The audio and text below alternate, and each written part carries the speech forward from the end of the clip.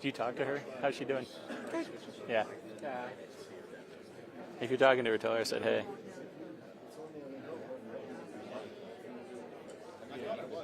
Okay, so the chart here are the charges. We're still, the charges are there. We're looking for the document. Okay.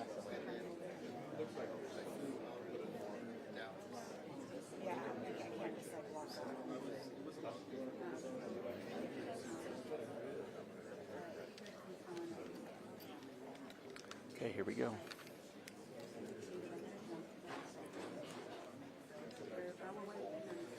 All right, hey, feed room, here we go. Okay, ladies and gentlemen, we're to begin. My name is Richard Pyatt. I'm the communications manager for Utah County. I'm working with the Utah County Attorney, Jeff Gray, as he handles this case and as the county deals with the publicity surrounding this case.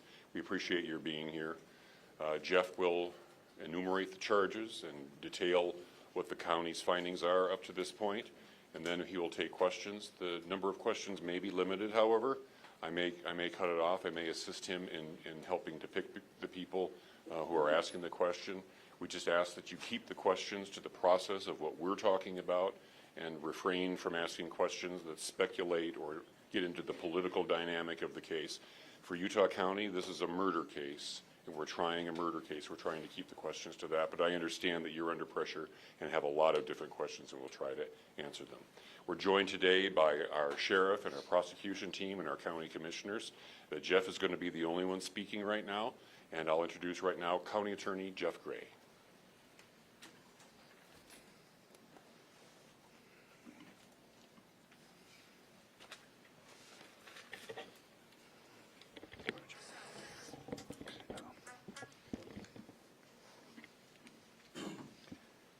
The murder of Charlie Kirk is an American tragedy. Charlie Kirk was murdered while engaging in one of our most sacred and cherished American rights, the bedrock of our democratic republic, the free exchange of ideas in a search for truth, understanding, and a more perfect union. It is also an offense against the state and to the peace and enjoyment of the people of Utah and of all those who visit here. But Charlie Kirk's murder also strikes a more personal and intimate chord. Charlie Kirk was first and foremost a husband and a father to two beautiful young children. He was a son, he was a brother, and a friend. Like all murders, the senseless and needless taking of Charlie Kirk's life has shattered the lives of those he loved and those who loved him. To Charlie's wife, Erica, his two young children, his parents, his family, and his friends, I express my sincere condolences and offer my heartfelt prayers on your behalf. I also want to express my concern for everyone who was at Charlie's Turning Point USA event at the Utah Valley University, and all who have been impacted by this tragedy. As county attorney, I am charged with bringing justice to those who offend our laws. I am charged with bringing justice for those who are harmed. I am charged with bringing justice for Charlie Kirk. I am committed to these aims. I take this responsibility seriously. Today, after reviewing the evidence that law enforcement has collected thus far, I am filing a criminal information charging Tyler James Robinson, age 22, with the following crimes. Count 1, aggravated murder, a capital offense, for intentionally or knowingly causing the death of Charlie Kirk under circumstances that created a great risk of death to others.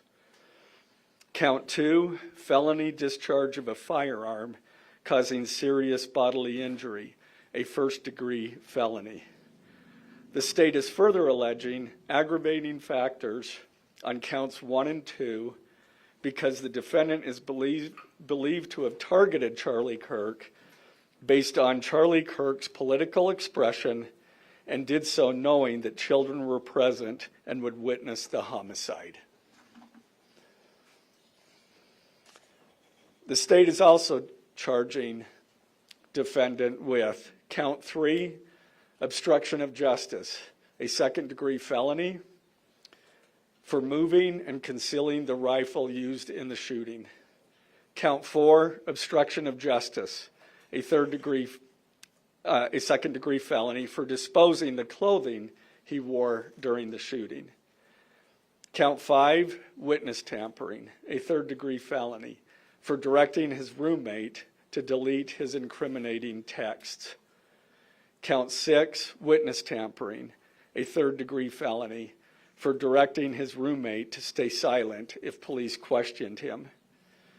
And count 7, commission of a violent offense in the presence of a child, a Class A misdemeanor, for committing homicide knowing that children were present and may have seen or heard the murder and did so based on Charlie Kirk's political expression. Also, following the press conference, I am filing a notice of intent to seek the death penalty. I do not take this decision lightly, and it is a decision I have made independently as county attorney, based solely on the available evidence and circumstances and nature of the crime. Because we are seeking the death penalty, the defendant will continue to be held without bail in the Utah County Jail. Turning to the 10-page information, these are the allegations.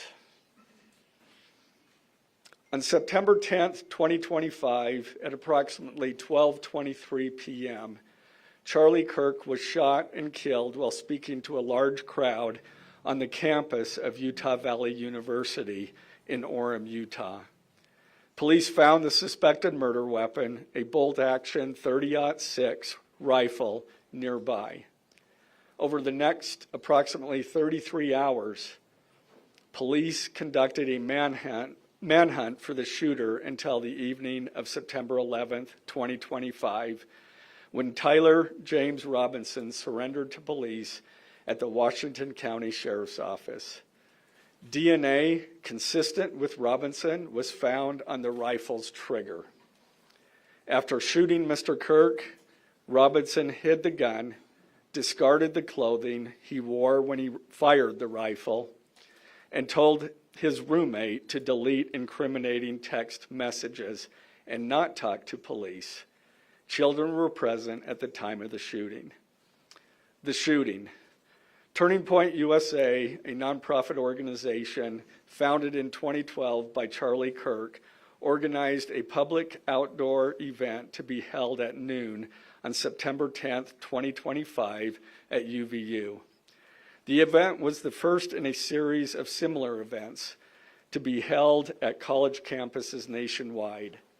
Mr. Kirk is a well-known conservative activist, famous for these type of events, where he discusses various political issues and debates with audience members. His events and comments have garnered a significant number of supporters and drawn the ire of many who disagree with his political views. The event at UVU was announced far in advance and garnered significant publicity and interest. Consequently, several hundred people attended. Mr. Kirk was interacting with a crowd before the event officially got underway. Then, at approximately noon, Mr. Kirk seated himself under a portable canopy behind a table and microphone. He began speaking to the crowd and fielding questions from attendees, a format Mr. Kirk commonly used at his events. Mr. Kirk allowed his questioners to approach a microphone positioned directly in front of him. Mr. Kirk's team members were very close to him on his right and left, as well as some behind his canopy and others at various close locations near him. The large crowd surrounded Mr. Kirk on three sides. Temporary metal fencing separated attendees from Mr. Kirk by only a matter of feet. Directly above and behind Mr. Kirk was the UVU Hall of Flags, an indoor walkway spanning several hundred feet with floor-to-ceiling glass windows which overlooked the plaza where Mr. Kirk was seated. People were in the walkway at the time of the shooting. Approximately 15 minutes into the event, Mr. Kirk was answering a question about mass shootings by transgender individuals when a gunshot rang out. The bullet struck Mr. Kirk in the neck. He slumped to the ground almost immediately. The bullet's trajectory passed closely to several other individuals beside Mr. Kirk, including the questioner who was standing directly in front of Mr. Kirk. Children were visible near Mr. Kirk's stage when he was shot. Mr. Kirk was rushed to a nearby hospital where he was declared deceased. The medical examiner's report is still pending. So UVU surveillance. So at the moment of the shot, a UVU police officer was watching the crowd from an elevated vantage point. As soon as he heard the shot, he began to scan the area for threats. Believing the shot came from a rifle because of its sound, he looked for potential sniper positions. He noted a roof area approximately 160 yards away from Mr. Kirk as a potential shooting position and rushed there to look for evidence. The suspected shooting position is adjacent to an open, publicly accessible walkway. To access the suspected location, a person must climb over a railing and then drop to the roof only slightly below. The UV officer climbed over the railing and down onto the roof. He then walked to the suspected shooting position and confirmed a clear shooting corridor between the position and Mr. Kirk's seat.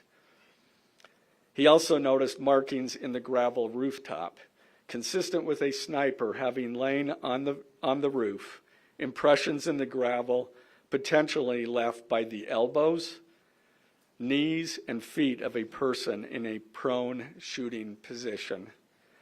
Police reviewed surveillance from the camera covering the roof and discovered that it recorded an individual dressed in dark clothing cross the railing from the public walkway and drop onto the roof at approximately 12:15 p.m. Although the individual moved out of the camera's view for a short time, the camera again captured the individual running across the roof and then low crawling to the area the UVU officer recognized as where the suspected sniper had dropped into a prone shooting position. After a short time, which matches the known time of the shot, the individual arose and ran across the roof to the northeast. This discovery led to an intensive review of UVU surveillance recordings to attempt to track and identify the suspect. Surveillance revealed the following. At approximately 11:51 a.m., the suspect entered campus from the north. He is seen wearing a black shirt with an American flag in the center, a dark baseball cap, and large sunglasses. Throughout the surveillance, the suspect keeps his head down and rarely raises his head enough to get a clear image of his face. As he proceeds across the campus, he is seen walking with an unusual gait. The suspect walks with very little bending in his right leg, consistent with a rifle being hidden in his pants. This unusual gait continues until the suspect is seen crossing the railway off the open walkway and onto the roof, where he leaves the camera's view. A camera later captures the suspect as he runs across the roof to the suspected shooting position. Immediately after the shot was fired, a camera captures the suspect running across the roof carrying an item whose shape is consistent with a rifle. The suspect is then seen climbing down from the roof. He appears to drop the item he was carrying as he hits the ground in a controlled fall. He then picks up the item and runs toward the northeast end of campus. Expanded crime scene investigation. Law enforcement officers followed the suspect's escape path to the northeast end of campus, where they believe the suspect left campus and entered a wooded area. In that wooded area, investigators found a bolt-action rifle wrapped in a towel. The rifle contained 1 spent round and 3 unspent rounds. This is consistent with the facts officers observed at the time of and immediately after the shootings. No shell casings were found on the roof, suggesting a bolt action rather than an auto-loading weapon, and only a single round was fired. Each round in the rifle contained an etched inscription as follows.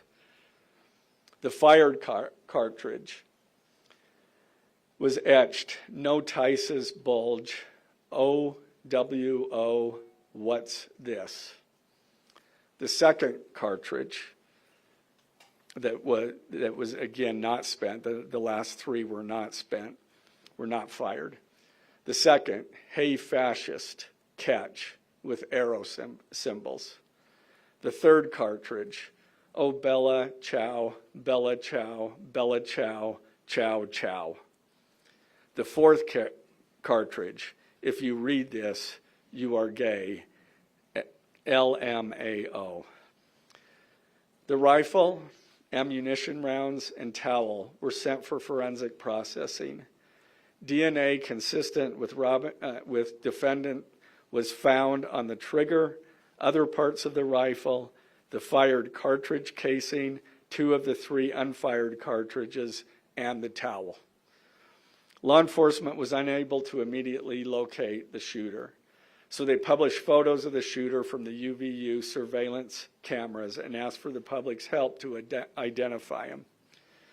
Meanwhile, law enforcement continued to try to identify the shooter through other means. The Washington County investigation.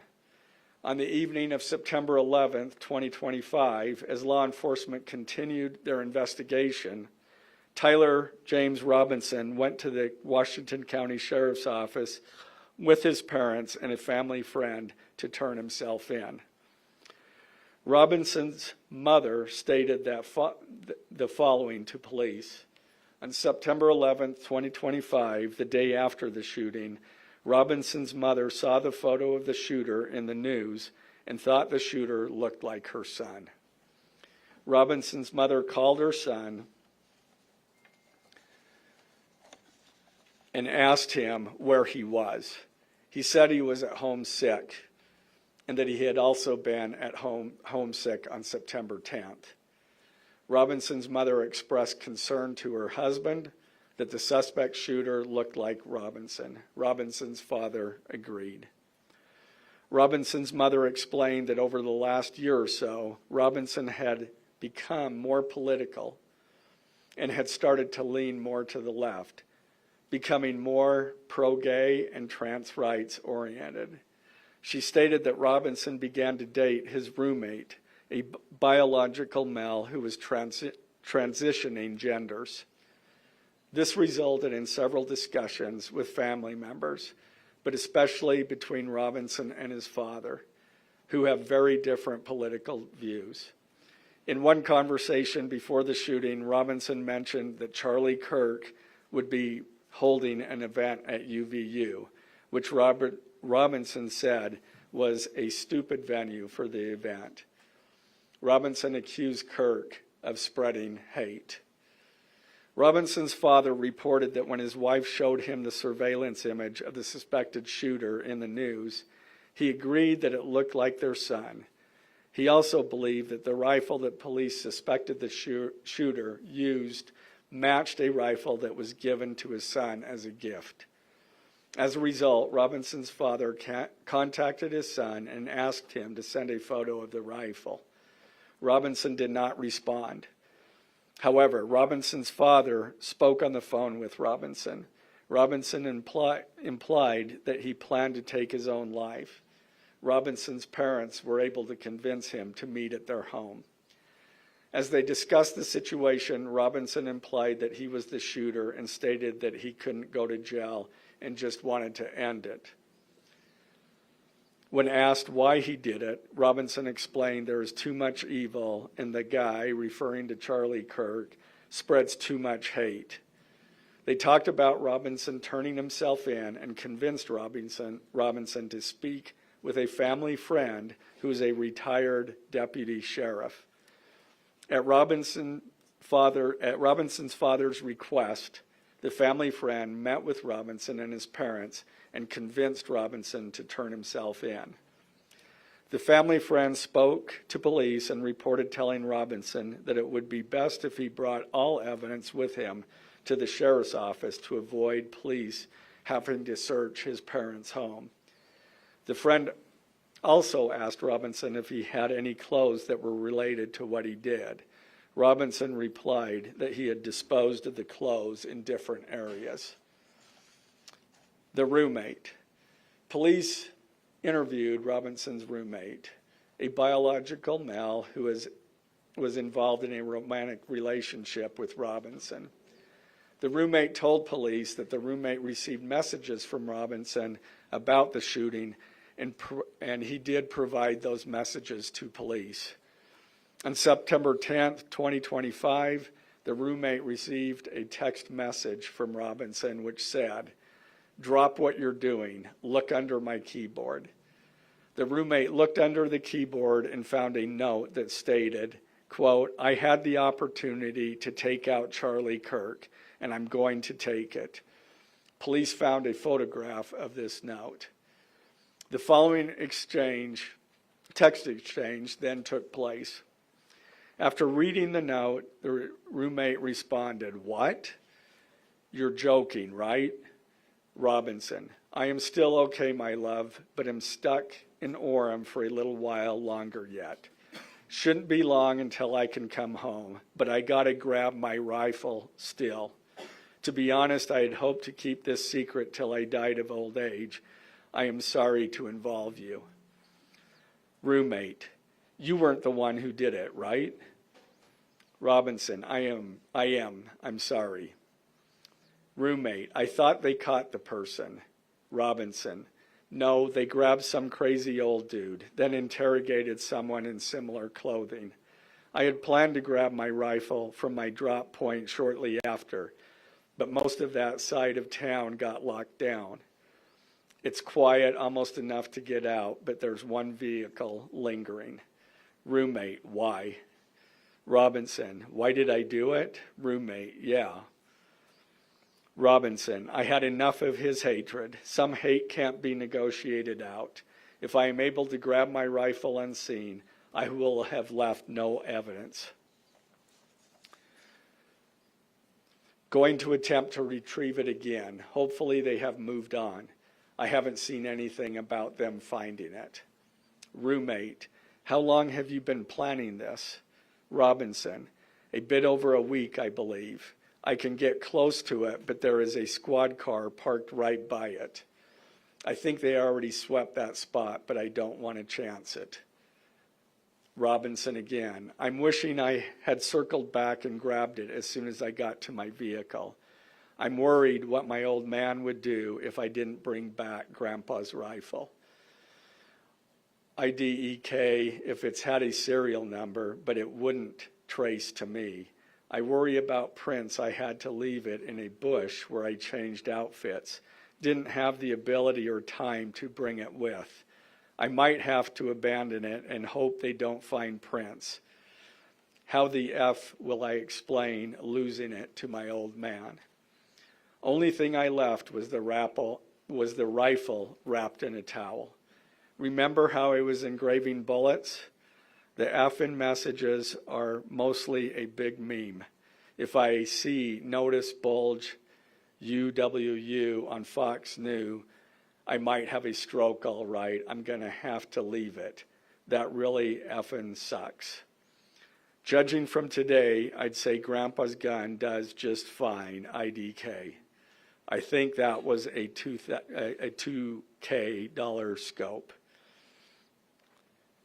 Wink, wink. Robinson again, delete this exchange. Again, Robinson, my dad wants photos of the rifle. He says Grandpa wants to know who has what. The feds released a photo of the rifle, and it is very unique. He's calling me, RN, not answering. Robinson, since Trump got into office, my dad has been pretty diehard MAGA. Robinson, I'm going to turn myself in willingly. One of my neighbors here is a deputy for the sheriff. Again, you are all I worry about, love. That came from Robinson. Roommate, I'm much more worried about you. Robinson, don't talk to the media, please. Don't take any interviews or make any comments. If any police ask you questions, ask for a lawyer and stay silent. The search for Robinson's residence. Police executed a search warrant on Robinson's residence. During that search, police discovered a shell casing with etchings like the etchings found on the shells in the rifle near UVU. Police also found several target boards with bullet holes in Robinson's home. Now, as I stated in the beginning, when I read those allegations, these are allegations. And like the evidence set forth in this statement, those allegations, what you've heard from the media, even from state and federal officials, has not been tested in the crucible of a jury trial. I understand the public's desire to know the facts. My own family members have pressed me for information. Why are we reluctant to share the details of the investigation itself and comment on the case? Because I want to ensure a fair and impartial trial. I became a prosecutor because of my love for the ideals of this great country and the principles embedded in our Constitution. The free exchange of ideas and opinions is critical to this great American experiment, but so too are the protections afforded to the accused found in the Fifth and Sixth Amendments. The right against self-incrimination, the right to a speedy and public trial, the right to the effective assistance of counsel, the right to confront one's accusers, and the right to compel the attendance of witnesses. And perhaps most importantly, under our Constitution, the accused is presumed innocent until we, the state, prove to an impartial jury of defendant's peers his guilt beyond a reasonable doubt. That jury cannot rely on our allegations, on what they hear in the news, or on what they hear from a public official. The jury is the sole trier of fact, and they will ultimately determine those facts based on evidence a trial judge has determined is admissible. Again, as prosecutors, we bear the burden to prove guilt beyond a reasonable doubt. But make no mistake, we welcome this burden. I'd like to now introduce my trial team who will be charged with prosecuting the case. This is a veteran and expert team of some of the state's best trial attorneys. Chad Grunander, who is one of my two chief deputies, Ryan McBride and David Sturgill on the far right there. And those two were very much involved in preparing search warrants, did a phenomenal job, worked day and night to see that accomplished well after Robinson was taken into custody. Also, Lauren Hunt, she is one of our special victims prosecutors, and Chris Ballard, my second chief deputy, who will be handling motions. I'm going to explain just the procedural steps. We're not a grand jury. We don't have a grand jury system like the federal courts do. It's a preliminary hearing system. So the arrest and filing of the criminal information are merely the first steps in the criminal justice process. Today at 3 p.m., the defendant will appear before a judge in the Utah 4th District Court for his first appearance to be informed of these charges and to ensure that he has an attorney to represent him. The hearing will be brief. The judge will conduct that first appearance virtually via WebEx. This is not unusual. In the 4th District, all felony first appearances for defendants who are in custody are held virtually. A link to that hearing is available for media on the Utah State Court's X account at Utah State Courts. Now, following defendant's first appearance, he will be entitled to a preliminary hearing. At that hearing, the state will be required to show probable cause that defendant committed the crimes. The purpose of the preliminary hearing is not to determine guilt, but simply to assure the court that the prosecution has enough evidence to proceed to trial. If a judge finds probable cause and binds the case over for trial, an arraignment hearing will be held. At that hearing, a judge will again inform defendant of the charges against him and require him to enter a plea to each charge. The next step following the arraignment is an opportunity for the parties to file any relevant motions and then ultimately the trial itself. This case has generated a tremendous amount of interest across our nation and even the world. The public's desire for information is understandable, but it bears reiterating that this case will be tried in a court of law consistent with our Constitution, not the court of public opinion. Thus, we will only discuss the case with the press occasionally.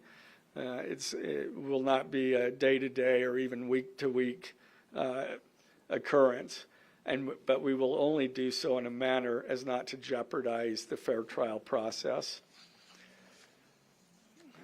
Before I conclude, I want to express my appreciation for the tireless work of our local, state, and federal law enforcement officers. They have an extremely difficult, dangerous, and often thankless job. I'm proud to acknowledge the exceptional work they do every day, and particularly their work on this case. It was truly a marvel to witness. Their skilled work and dedication have brought us to this point. I'm also grateful for the leadership demonstrated by Bo Mason, the Commissioner of the Utah Department of Public Safety, FBI Special Agent in Charge Rob Bowles, Utah County Sheriff Mike Smith, our local police chiefs, and Felice John Vitti, the acting U.S. Attorney for the District of Utah. I'm also grateful for the support of our Governor, Spencer Cox, and our Attorney General, Derek Brown, who is standing behind me today and has offered his support and resources as we proceed to trial. Finally, I want to thank our Utah County Commissioners, Amelia Powers Gardner, Brandon Gordon, and Skylar Beltran. They too have pledged to assist with the resources needed to successfully prosecute this case. I will now take a few questions. For questions, ladies and gentlemen, just really fast, if you could identify yourself and what organization. Yeah, thank you. Okay. Did your investigation uncover any individuals that may have known about this shooting in advance? They are still looking into it. It's an undergoing investigation. So is that a possibility? They haven't ruled that out. Ed Lavanero with CNN, the text message that you exchanged with the roommate, can you kind of give us a sense of, did that happen over several hours? Did it happen before? I don't have that information. Emily Anderson Stern, the Solid Tribune. I know, acknowledging that you made this decision to pursue the death penalty independently, did you hear it all from the Trump administration or Governor Cox's administration as you were working on these charges? I talked to officials from both administrations, but I was not pressured to make a decision. I understood their feelings on it because it was in the news, but we didn't really discuss that. Mr. Gray, the FBI director.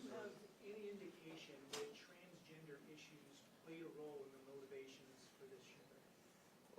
I'm going to stick to what I just stated in my public, in our information. I think that is pretty much set forth there. Mr. Gray, Ben Winslow, Fox 13 News. Just asking, are you planning to file additional charges against anyone else in connection with this? Again, we don't have any information at this point of additional suspects, but I know that our law enforcement agencies are continuing to follow leads. Mr. Gray, the FBI director today said that you are, quote, or that other people, a number of people are being investigated and interrogated.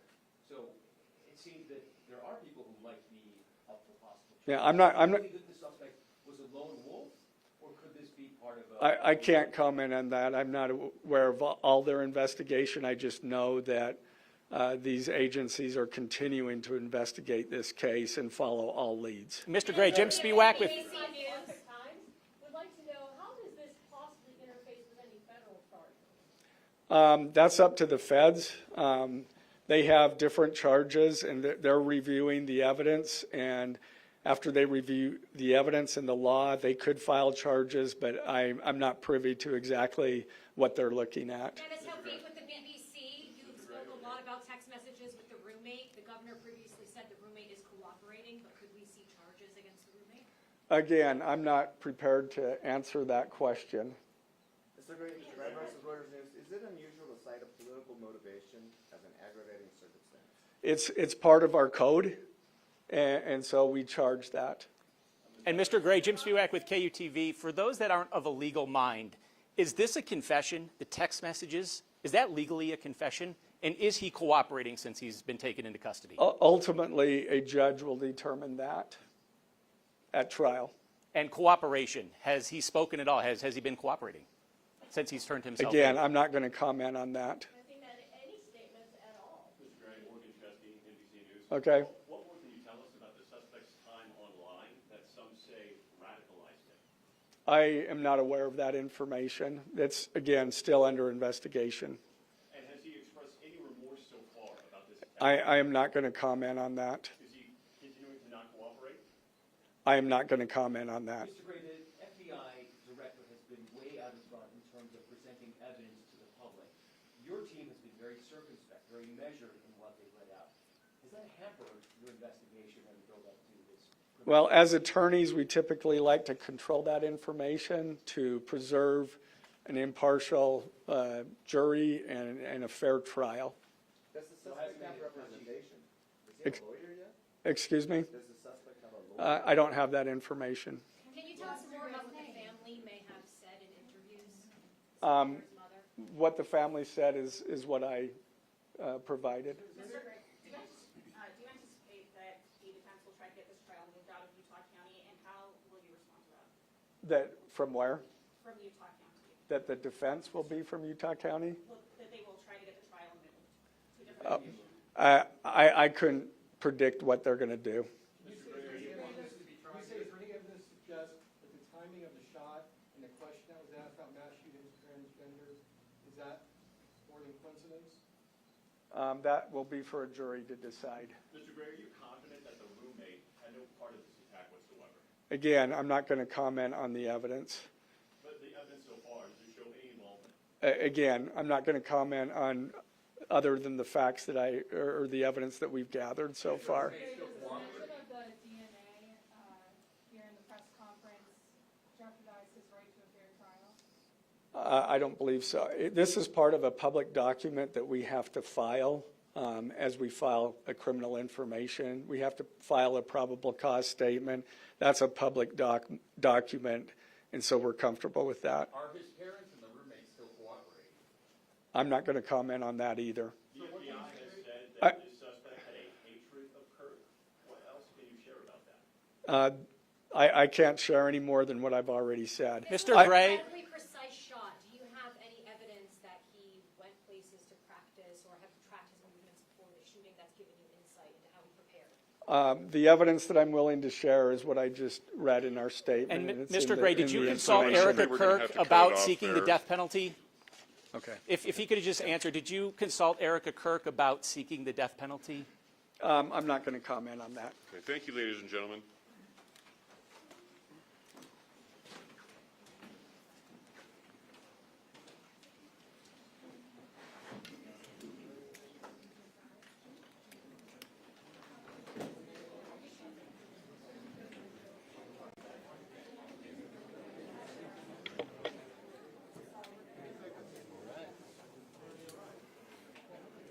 standing by. I think all of you know that the charges will be available online. We're in the final stages of processing that, and they'll be available on the utahcounty.gov website as well as on the Utah County Attorney's website. So look for them there.